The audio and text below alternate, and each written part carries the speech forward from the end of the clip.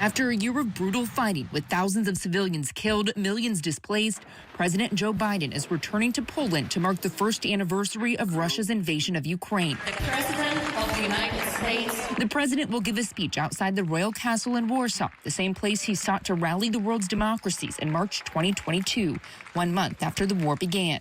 We must commit now to be in this fight for the long haul. We must remain unified today and tomorrow and the day after, and for the years and decades to come. It will not be easy. And he will meet with Poland's president and leaders of Eastern Flank allies known as the Bucharest Nine.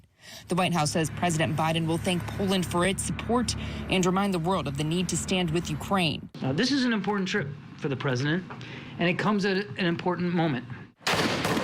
The president's visit comes as public support for the war slowly wanes in the U.S. A December poll from Ipsos found 48% of Americans believe the U.S. should support Ukraine as long as it takes, down from 58% in July. This struggle will define in what world our children and grandchildren will live, and then their children and grandchildren.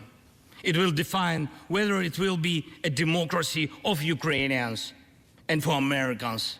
For all. Attitudes in Congress have also shifted from near unanimous support last spring. He thought he could roll into Ukraine and the world would roll over.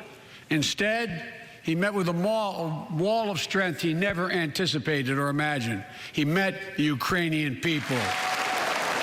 To now a handful of House Republicans publicly calling for an end to any additional financial support for the country. I will not vote for $1 more to Ukraine. I will not vote for one more piece of materiel to Ukraine. Though the White House insists that Congress will continue to approve aid for the war. If you talk to the House leadership, you won't hear that. And you certainly aren't going to hear it on the Democratic side, and you don't hear it in the Senate.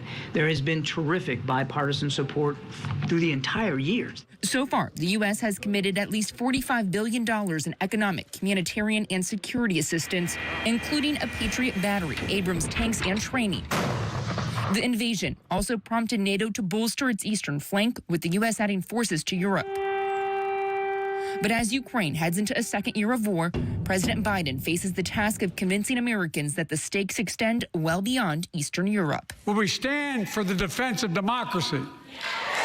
For such defense matters to us because it keeps peace and prevents open season on would-be aggressors and threatens our prosperity.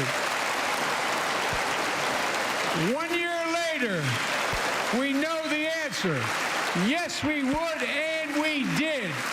We did.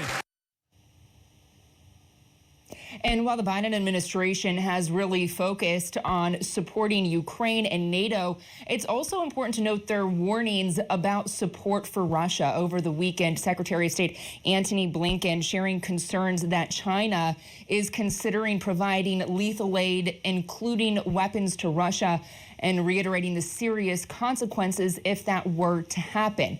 Again, though, here in Poland, we do expect the president to double down on long-term support for Ukraine and the U.S.'s role in rallying countries around the world to do the same. Chris?